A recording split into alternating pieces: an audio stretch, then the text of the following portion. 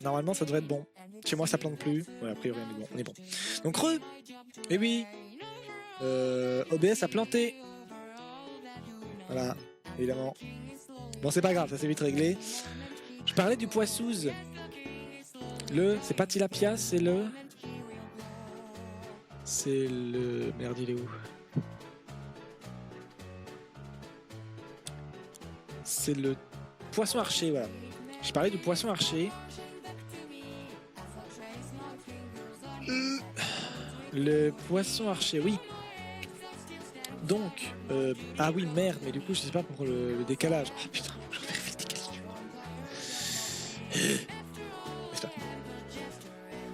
Je sais pas si on a de nouveau du décalage ou pas. Oui, effectivement, on a du décalage encore. Celui-là, il a perdu le bon. Hop. Normalement, maintenant, c'est de nouveau bon.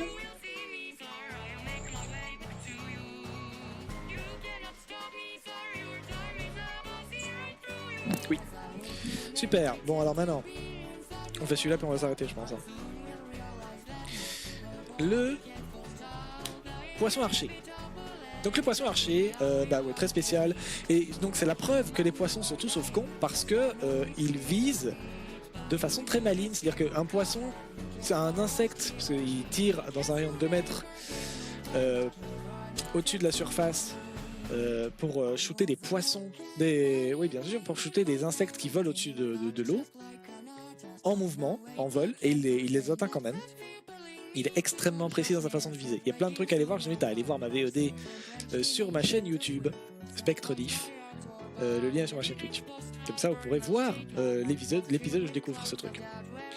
Donc ça, et donc le poisson archer, il tire sur les insectes, mais s'il y a un de ses potes qui est à côté de lui, il va attendre que l'insecte soit plus proche de lui que de son pote. Parce que sinon il ne tirera pas dessus. Il y a plein de tests qui ont été faits là-dessus pour évaluer sa capacité à tirer et de quoi ça relève. Est-ce que c'est de la concentration? Est-ce que c'est instinctif ou quoi? Ça relève de plein de trucs. Mais au-delà même de l'instinct, c'est encore plus biologique que ça. C'est-à-dire qu'il y a vraiment toute une partie de ces neurones très spécifique qui est vraiment axée sur le contrôle du tir. Et c'est vraiment très impressionnant de voir à quel point il est précis. Mais bref, donc comme je disais tout à l'heure, parce qu'ici on découvre des bébêtes bizarres, je vais pas parler de lui parce qu'on l'a déjà découvert. Donc voilà, on va parler de bébêtes bizarres et on va parler d'une autre bébête, on va en découvrir une nouvelle. Celle-là, je crois la connaître, ou plutôt j'en connais déjà des comme ça, mais est-ce que vous la connaissez? C'est la question, donc allons-y. Un autre poisson peu connu avec des capacités cheloues est le poisson des cavernes aveugle du Mexique. Pourquoi aveugle? On va y venir. Il vit dans les cavernes souterraines au Mexique où la lumière est totalement absente, pas de lumière. Par conséquent, il évolue de manière fascinante pour s'adapter à cet environnement extrême. Voici quelques-uns des trucs qui fait qu'il est chelou. La perte de la vue. Il a plus d'yeux. Et par contre, il a toujours les... Alors là, je ne sais pas, mais c'est comme ça chez les autres espèces, donc ça doit être ça. Il a toujours des creux, des orbites. Et chez certains poissons, comme à l'aquarium de Liège, on observe les orbites sous la peau, on les voit. Les yeux sont plus là, mais voilà. C'est perturbant et stylé. Les populations de poissons vivant dans ces cavernes ont perdu la vue et ont des yeux très réduits ou totalement atrophiés. Atrophié, c'est comme la nageoire de Nemo, c'est-à-dire que c'est tout petit, c'est en train de disparaître. Ça peut sembler un désavantage de ne pas avoir d'yeux, mais dans l'obscurité totale des grottes, la vision sert à rien. Et c'est même des informations qui sont envoyées au cerveau qu'il faut traiter qui ne servent à rien, parce qu'elles ne sont pas viables du coup.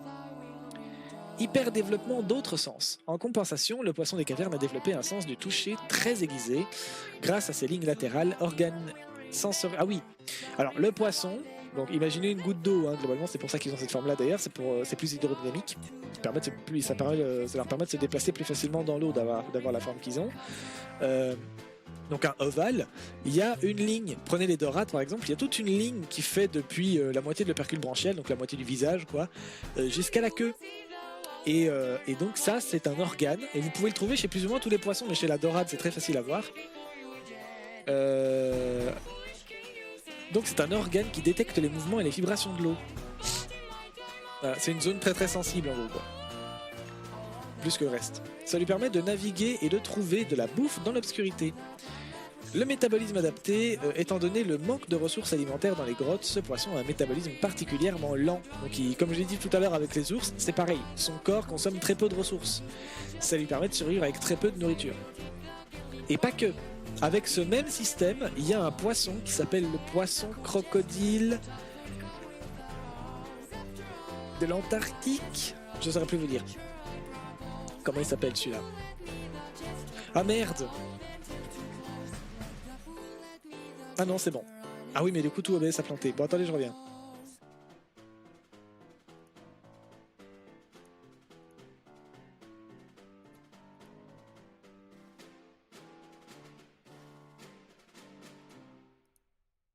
Je sais bien que c'est pas très fun, mais il faut que je me concentre un petit peu, sinon j'y arriverai jamais.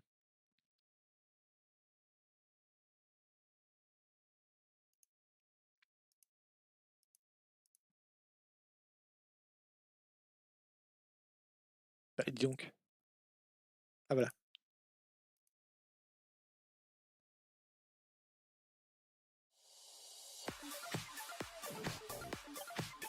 Ok, je pense qu'on est bon. Je parlais de quoi? Le poisson crocodile. Retour ici. Là. Direction. Je sais plus.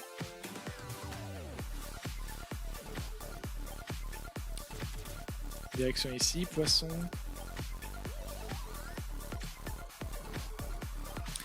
Merde. Crocodile. Antarctique. Il y a plein de trucs à dire sur ce poisson aussi, mais on va se concentrer sur ce que je voulais dire à la base. Le poisson crocodile de je sais pas où. Poisson des glaces.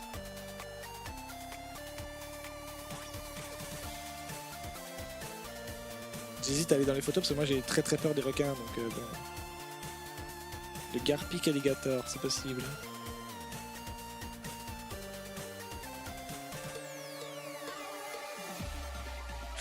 Allez, on va faire autrement. Parce que je ne trouve pas sinon. Donc ce poisson, il vit dans un endroit où il n'y a pratiquement pas de... Non, c'est autre chose. Ah oui, il a le sang transparent. Ce qui est très, très, très, très rare déjà chez la plupart du vivant, mais alors surtout chez les poissons. En général, le sang, il est rouge, mais pas chez tout le monde. Il y a beaucoup d'invertébrés, de mollusques, d'insectes, etc., qui n'ont pas le sang, rouge. Eux, ils vont plutôt avoir tendance à l'avoir bleu, mauve ou plein d'autres trucs comme ça. Prenez les limules. C'est des... Ils ont le sang bleu. Voilà.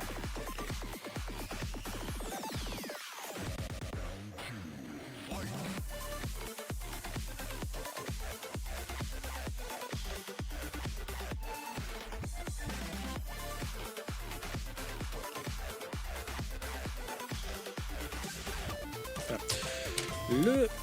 You. On va montrer des images d'un truc que j'avais pas demandé.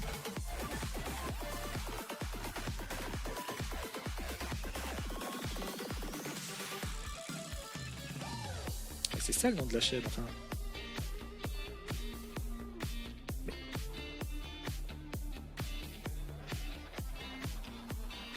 Mais qu'est-ce que c'est que cette merde? Ah, il est... Oh putain. D'accord, il est là, ceci. C'est bon, j'ai compris.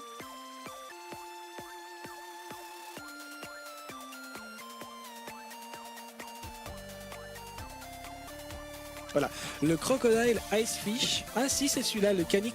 truc mes couilles. Le canictidé. Non, le canictidé. C'est pareil. Ce truc-là, la vidéo de Bizarre Beasts, donc les bêtes bizarres, qui est en anglais, en parle très bien sur YouTube. Et voilà. Et donc il y a tout un tas de trucs à dire sur ce truc, mais en gros, il a un métabolisme lent. Ça veut dire quoi? Donc pareil, hein, de nouveau, consommation assez basse des ressources, mais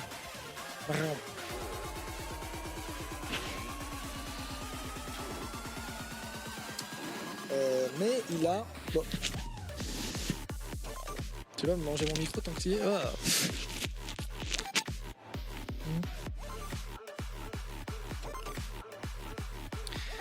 comme il a une consommation assez basse en oxygène,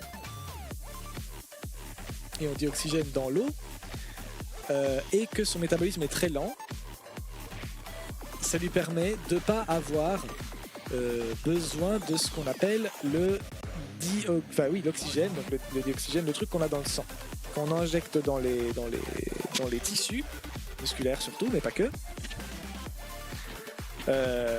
Donc c'est une ressource dont le corps a besoin, quoi. Mais lui, donc le fait qu'il a un métabolisme lent, donc une consommation des ressources très très lente, qu'il a un autre truc, il vit dans un milieu très froid, hein, Arctique, Antarctique, je sais plus, bref, un endroit où la flotte est très froide et où, en plus, et c'est lié à ça, mais je saurais plus vous dire pourquoi, l'oxygène est très dense. Ça veut dire qu'il y en a beaucoup en gros. L'eau est saturée en oxygène. Ça fait que... dis donc. Dis. Ça fait que... il suffit qu'il prenne une bouffée d'air, d'eau, qu'il la filtre avec ses branchies sous la flotte pour que il ait vraiment les poumons remplis, quoi. Enfin, il n'a pas de poumons celui-là, je crois. Mais bon. Il y a des poissons qui ont des poumons, hein, mais lui, il n'en a pas. Bref, vous voyez ce que je veux dire. Il n'a pas besoin de respirer beaucoup pour être bien chargé en oxygène parce qu'il y a plein d'oxygène dans l'eau, plus que dans d'autres types d'eau. Et comme il a un métabolisme très lent, qui fait qu'il a une consommation faible des ressources, il n'a pas besoin d'un truc que chez nous, c'est très important, qu'on appelle l'hémoglobine. À quoi ça sert l'hémoglobine? À transporter l'oxygène. C'est ce qui fait... Qu'est-ce qu'il faut? C'est ce qui fait qu'on a... c'est ce qui permet en fait de transporter l'oxygène d'un point A à un point B et de l'envoyer dans nos tissus.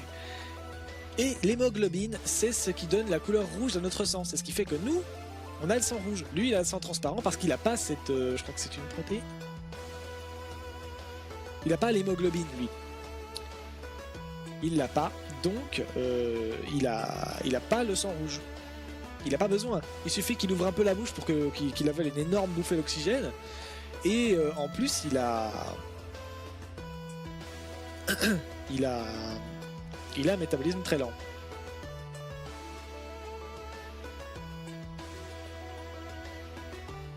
Il y a un autre truc, mais j'arrive plus à me rappeler de ce que c'est. Mais bref, il y a pas mal de trucs à dire sur ce poisson. Ses écailles aussi, qui sont parmi les plus résistantes au monde. Voilà. Ce truc est très intéressant. Mais moi, j'étais pas là-dessus.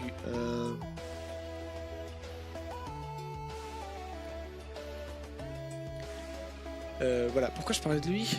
Je parlais d'un autre truc à la base, mais... On parlait du poisson aveugle des cavernes. Je sais plus pourquoi je vous en parlais. Ah si, le métabolisme particulièrement lent. Mais le poisson dont je vais vous parler là, il n'a pas le sang transparent et il l'a rouge, mais le poisson dont je vous ai parlé, il a le sang transparent. C'est stylé. Et c'est très très très très très très rare. Et si on le met dans un autre milieu, il meurt, hein, parce que là, il n'aura plus assez d'oxygène vu que l'eau ne sera plus saturée, donc il aura besoin d'avoir plus d'oxygène. Et son métabolisme ne pourra pas tanker même s'il est lent. Voilà, c'est l'une des raisons pour lesquelles le milieu dans lequel il vit lui permet littéralement de survivre. Si le milieu disparaît ou change, c'est finito. Hein. Donc vous comprenez bien que c'est chiant, le dérèglement climatique. C'est un exemple très parlant, je trouve, de pourquoi le dérèglement climatique c'est chiant. C'est franchement pas le meilleur, mais c'est quand même très parlant. Et surtout, il y en a tellement... Hop, moi je veux ce poissouze là. Vous êtes sur la bonne scène? Oui, bien. Il doit être sur Animalia.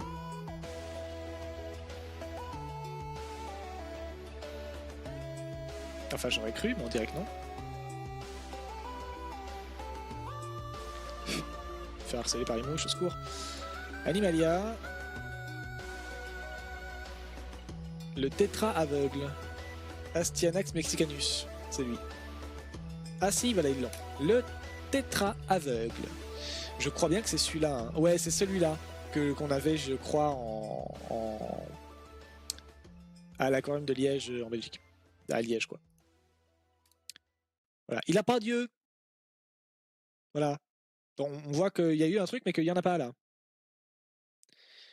Le tétra aveugle, ou tétra cavernicole, ou tétra mexicain, est une espèce de poissouze d'eau douce de la famille des Caracassidae, originaire de l'Amérique centrale. Ce poissouze en particulier a la forme aveugle. Ah, en particulier la forme aveugle de ce poisson est assez populaire chez les aquariophiles et ses adaptations troglodytiques en font l'objet d'études scientifiques. J'imagine que troglodyte, ça veut dire qu'il n'y a pas d'yeux. Il est ovipare, c'est-à-dire qu'il fait des œufs, pond des œufs, non migrateur, pareil qu'avant. Il migre, mais dans son territoire, c'est ça que ça veut dire. Il ne migre pas, mais il sort pas de son territoire, mais il se déplace dans son territoire qui est la grotte. Donc voilà. Apparence, jusqu'à 12 cm de longueur, le tétra mexicain est de type Carassin tétra, sans particularité et d'une coloration terne. J'ai rien compris. Comme les espèces de son genre Astyanax, il est natif de l'écozone, né arctique, originaire de Rio Grande et de...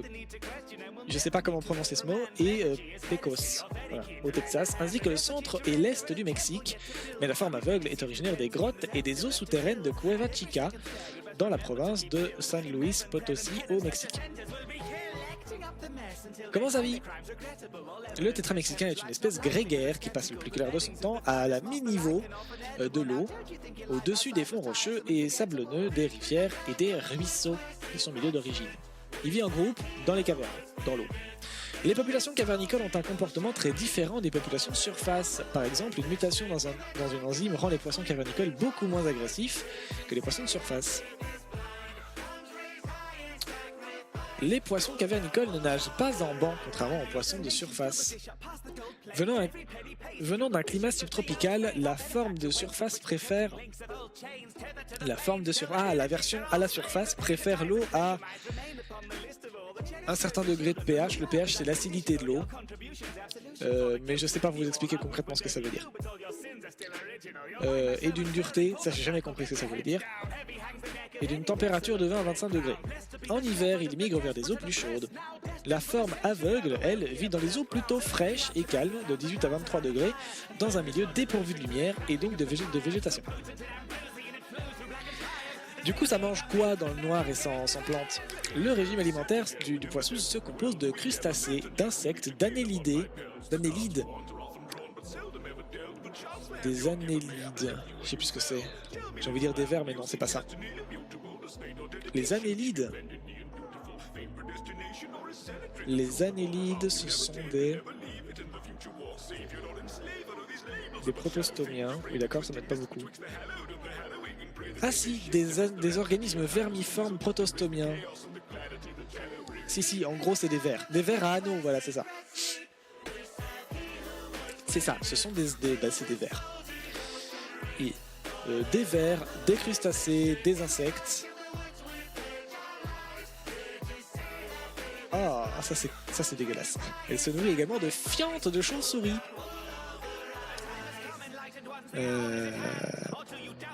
Il est omnivore, il a une forme. Sa forme aveugle possède une dentition bien développée. Comment ça baise? Le tétra aveugle et le tétra mexicain sont issus de la même souche. La reproduction est possible. Mais des cas malheureux de reproduction ont été observés. La progéniture obtenue sera un mélange dégénérescent des deux groupes. Il ne faut pas que ça baise ensemble. Ces poissons auront, s'ils survivent au stade d'alevin, petit je pense, une vie très courte, avec différents problèmes de malformation et de non-alimentation. Ils sont ovipares, la reproduction est assez délicate à réaliser car elle nécessite des conditions particulières. Il faut une température de 18 à 20 degrés, les jeunes éclosent au bout de 2 à 3 jours et nagent librement à partir du 6e jour. Le dimorphisme sexuel, donc la différence entre les deux sexes, pas les parties génitales, d'ailleurs ça ne se voit pas toujours. Là, on parle vraiment, chez les heureux par exemple, il y a le bec est de couleurs différentes selon le sexe. Là, c'est ça qu'on parle. Le dimorphisme sexuel se caractérise par le ventre plus arrondi chez la femelle. Ouf. Il est en danger. Donc pour reprendre la totalité de l'échelle, il y a préoccupation, enfin il n'y a pas évalué déjà, il n'y a pas assez d'informations. Puis on le classe en préoccupation mineure ou en danger, quasi menacé, pardon, puis vulnérable, puis en danger. puis en danger critique, puis éteint à l'état sauvage et puis éteint à l'état tout court. Donc éteint à l'état sauvage, ça veut dire qu'il en reste dans les eaux, etc. Ça aussi, c'est bien de la merde, les eaux d'ailleurs. Hein. Ne les financez pas, s'il vous plaît, allez plutôt dans des réserves naturelles. Et puis après, elle est éteinte tout court, malheureusement. En captivité, le poissous atteint 12 cm de longueur et est donc conseillé de ne pas le maintenir dans un aquarium de moins de 100 litres. C'est toutefois une espèce assez robuste, ce n'est pas un poisson exigeant, etc. Bon, je vais pas vous expliquer ça parce que j'ai pas envie que vous commenciez à faire de l'aquariophilie, pour être honnête. J'ai pas envie de donner des conseils à des gens pour qu'ils apprennent à maltraiter les poissons, là ça va, hein, c'est bon. Tac, ça je vais le dupliquer. Alors, d'autres trucs à dire sur le tétra aveugle ?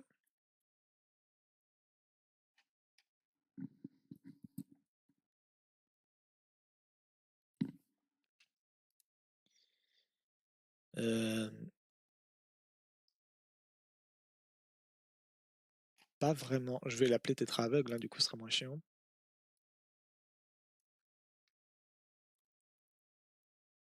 Tétra aveugle. Est-ce qu'il y a un bel article de, je sais pas moi, National Geographic ou des trucs comme ça qui peuvent en parler?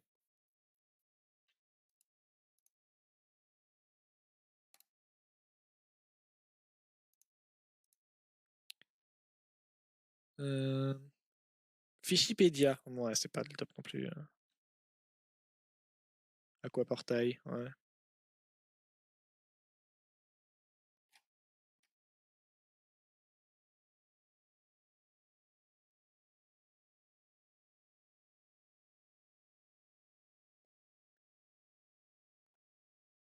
Bon, on va voir Aquaportail.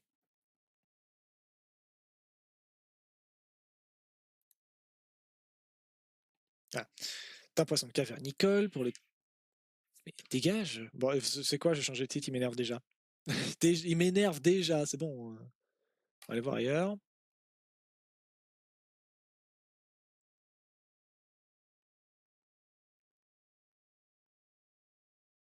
J'attends que ça charge.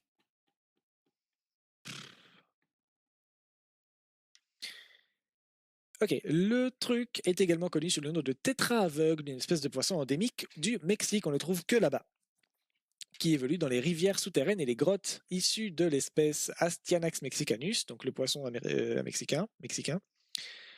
Ces poissons ont développé un mode de vie cavernicole au fil du temps.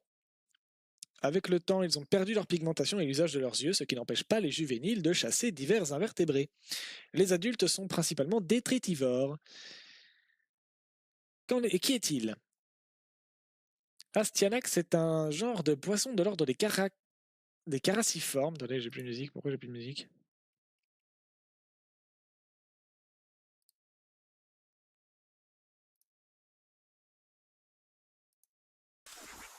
Voilà. De l'ordre des carassiformes, caractérisé par une double rangée de dents sur les deux mâchoires et de grandes écailles. Son genre a été révisé et il a été identifié comme étant un des poissons. Ils ont été identifiés comme des poissons comprimés, plus ou moins allongés, atteignant rarement une longueur de 150 mm, généralement beaucoup plus petits. Astyanax est considéré comme l'un des genres les plus riches en espèces dans l'ordre des carassiformes, avec plus de 60 espèces. La taxonomie de cette espèce reste encore parfois controversée, en particulier au sujet du statut des sous-espèces. Ah, les espèces d'Astyanax se trouvent dans le bassin du Rio Iguaçu et sont hautement endémiques en raison de l'isolement physique créé par les chutes d'Iguaçu qui séparent les rivières Iguaçu et Paraná. Il existe également des espèces endémiques cavernicoles comme Astyanax jordani au Mexique. Donc, si elles vivent que au Mexique, dans les grottes, c'est parce qu'il y a les cascades qui les empêchent de circuler en fait. Et en plus, ils sont totalement adaptés à leur environnement, donc je suis pas sûr que c'est une très bonne idée pour eux d'aller voir ailleurs. Là, du coup, ils sont plus du tout adaptés, là où les autres espèces le seront. Et où ils deviendront des proies vénères quand même. Comment on le reconnaît? Bah déjà, il a pas d'yeux. C'est un petit indice. Le tétra aveugle mesure entre 8 et 10 cm, la pigmentation est absente, excepté une ligne marron qui démarre à la base de la nageoire caudale. On voit bien qu'il est un peu transparent, translucide. La nageoire caudale, c'est la nageoire, c'est la queue de poisson. Nageoire pelvienne. Non, nageoire. Merde, je sais plus dans quel sens c'est les pelviennes et les pectorales. J'arrête pas de les inverser. Je pense que c'est pelvienne, pectorales qui sont plus basses sur le côté. Anale évidemment, elle est exactement là où vous pensez qu'elle est. Caudale, la queue de poisson, et dorsale, celle du dos. Mode de vie, comportement. Il est carnivore, on n'a pas vu ça tout à fait, mais bon, il est omnivore quoi. Quoique non, c'est ça? On a bien vu qu'il était carnivore? Alimentation, il bouffe quoi? On a vu qu'il bouffait un peu de tout, des invertébrés, des vers et tout, mais ça c'est plutôt carnivore du coup. Ah oui, la fiente de chauve-souris, c'est vrai. Alimentaire naturel, composé de crustacés, d'annélides, ah oui, des vers, des insectes. Omnivore. Ah, il est omnivore hein. Après, il peut être omnivore avec une tendance carnivore. Il vit en banc, il est plus ou moins sociable, il n'est pas territorial, et il est diurne, donc il vit le jour. Il vit en groupe. Il pond en eau libre. Le tétra aveugle est un poisson ovipare qui pond en eau libre. Cette espèce ne présente pas de danger critique particulier pour l'homme en cas de rencontre dans son milieu naturel. Et il est classé en danger. C'est bien ça, ouais.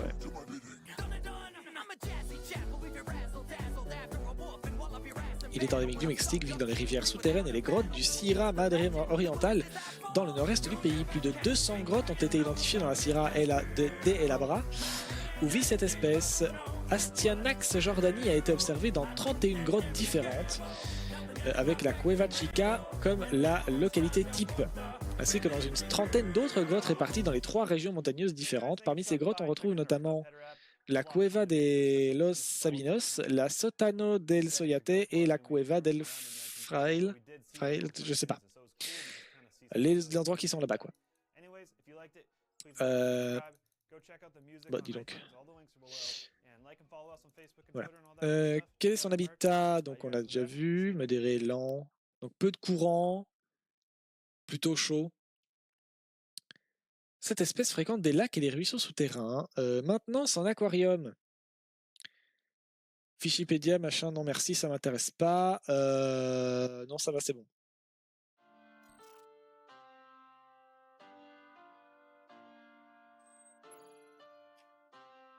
Voilà.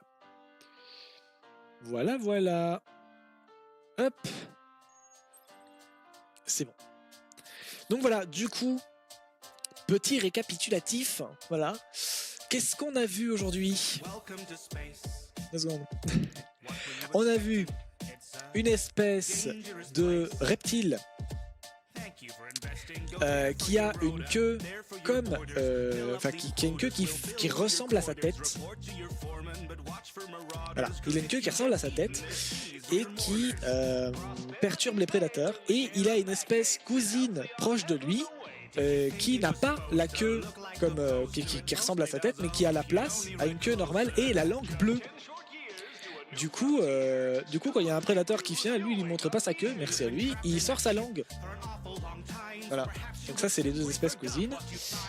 Je crois que c'était l'essentiel de ce qu'il y avait à dire sur le reptile.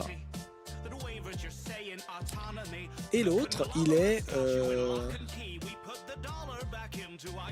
Ah oui, on a vu un passage sur l'aspect braconnage, malheureusement, concernant ces espèces en Australie, où malheureusement ça chie. Voilà, ça chie un max. L'Australie en perd des centaines d'espèces chaque année, ça craint. C'est super vénère. Et malheureusement, la protection des espèces n'est pas du tout assez encadrée en Australie, donc où que ce soit d'ailleurs, hein, ça ne facilite pas la conservation. Et la seconde espèce, c'est le tétra aveugle, un poisson qui a pas d'yeux. Voilà, ses yeux sont atrophiés, donc il vit dans des endroits très sombres, dans les cavernes, et il circule pas trop en dehors de son territoire, qui généralement se trouve être le Mexique, des grottes dans le Mexique, une trentaine de grottes au Mexique. Il en sort pas parce que l'endroit où il est séparé du reste des lacs, etc., par des cascades. Le truc fait environ 12 cm et il n'a pas d'yeux. compliqué de sortir du coup. Donc voilà, pour ce que j'en ai compris, c'est ça, c'est ça qui le maintient dans l'endroit où il est. Et du coup, il a dû évoluer dans les grottes. Et du coup, il a perdu la vue et il a gagné en sensibilité sur d'autres organes qui lui permettent du coup de chasser tout aussi efficacement. Il n'a pas besoin d'yeux, on voit rien la nuit. D'ailleurs, le jour aussi, il est dans une grotte, il fait noir de toute façon. Voilà. Donc c'est ça, un petit poisson qui voit pas. Mais il a et en plus il a la peau dépigmentée, donc il a la peau un peu translucide, un peu transparente, ce qui fait qu'on voit qu'il peut pas voir. Voilà, on voit qu'il a pas d'yeux. Et donc c'est ça, un reptile avec une queue, avec une bite de tête, du coup, ça c'est pas une tête de bite, c'est l'inverse, et un poisson qui a pas d'yeux. Voilà. C'est ça qu'on a vu aujourd'hui. Donc voilà, je vais restreamer dans les prochains jours. Voilà. Moi sur ce je vais vous laisser, j'ai besoin de manger, voilà, la bouffe. Ouais. Et puis voilà, je vous revois. Ça fera 40 €. Non, à demain ou après-demain. Voilà. En général, je stream début d'après-midi jusqu'à fin de soirée. Entre 14 et 18 heures. Voilà, par là que je lance. Dans l'idéal, j'aimerais bien lancer vers 14 h, mais j'ai beaucoup de FOMO et des trucs à faire parfois. Donc c'est compliqué pour moi de lancer un live dans la matinée. La fameuse matinée vers 14 h. Bref, c'est si compliqué. Donc voilà, sachez que en général je stream 3-4 fois par semaine, j'aimerais bien plus. Et voilà, donc en général ça peut durer, là pour le coup, ceux qui sont là sur le live sur Twitch, vous voyez peut-être que ça fait 30 minutes que je live, mais en fait il y a un live précédent qui a planté. Donc ça fait potentiellement, ça doit faire 2 heures. Un peu moins. Ça fait... Attendez que je vous dise. Ça fait... Ah bah je peux pas. Non, je peux pas vous le dire parce que j'ai ma rediff qui a planté. J'espère que je pourrai la poster d'ailleurs. Elle fait...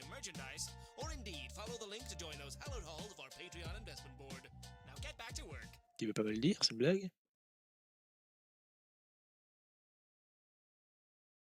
Elle fait environ 1 heure, ouais, donc ça va faire environ 1h30 que je live.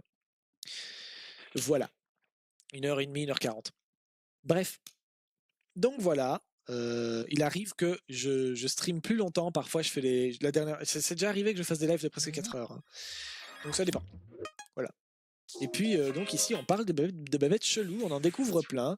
On en a fait près de 90 maintenant. Et je tiens des listes. Donc si vous voulez voir les espèces qui ont été vues en live, vous pourrez taper la commande .!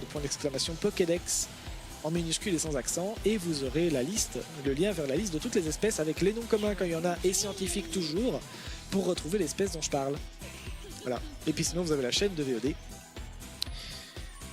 Voilà. Et oui, la commande, il faut la rentrer dans le chat, mais ça marche aussi quand je suis pas en live.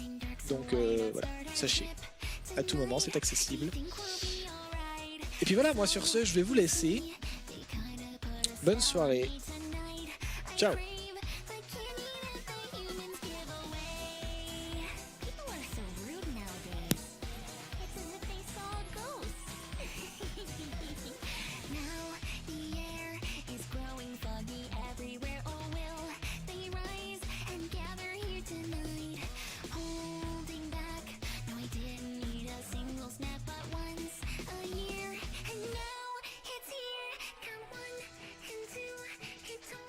For you